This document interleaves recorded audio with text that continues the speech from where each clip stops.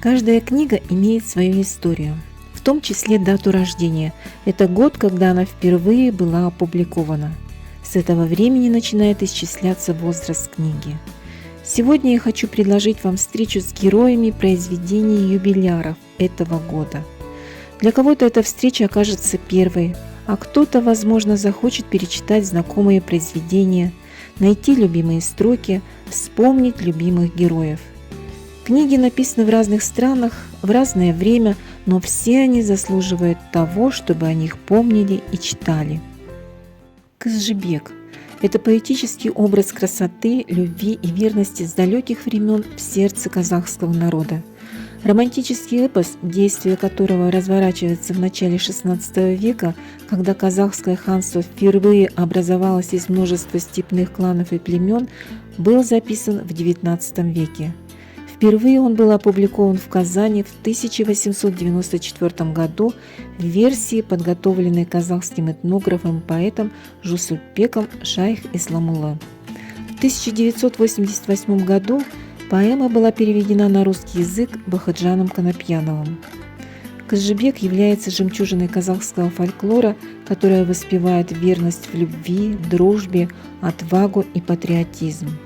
Это трагическая история, рассказанная Акыном через глубины веков своим слушателям, о борьбе влюбленных казахских джигитов Бекежана и Тулигена за руку и сердце красавицы Жибек.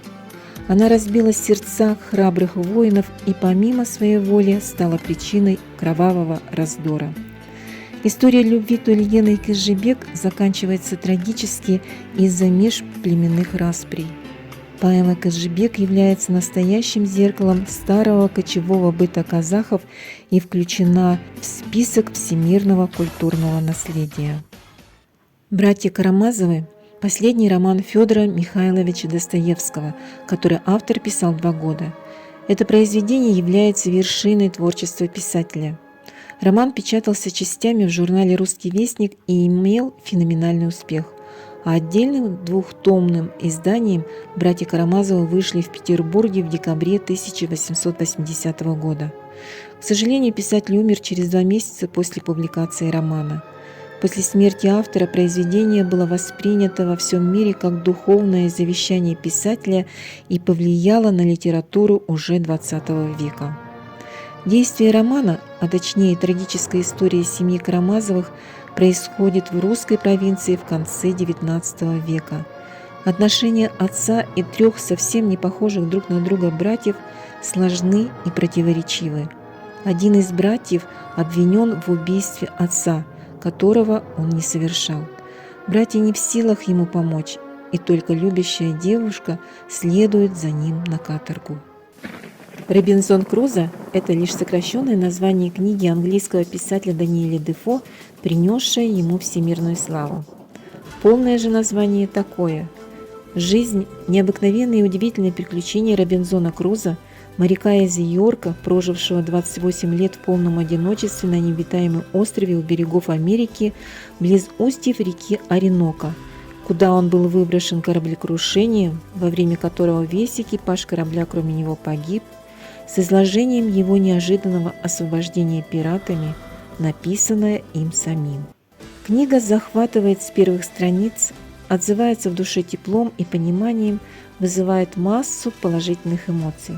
Сюжет, возможно, основан на реальной истории шотландского моряка Александра Селькирка, боцмана судна «Синк-Портс», отличавшегося крайне неуживчивым и склочным характером. В 1704 году он был высажен по собственному требованию на необитаемый остров, снабжен оружием, продовольствием, семенами и инструментами.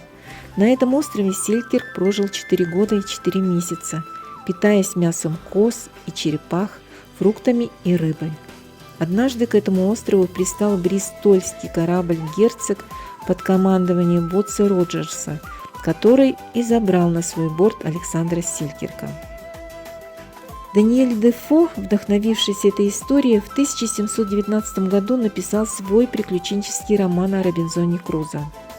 Он избрал для своего Робинзона условия и изоляцию, сходные с теми, что достались Селькирку, но подарил ему встречу с верным другом и помощником с туземцем Пятницей и увеличил срок пребывания героя на необитаемом острове до 28 лет.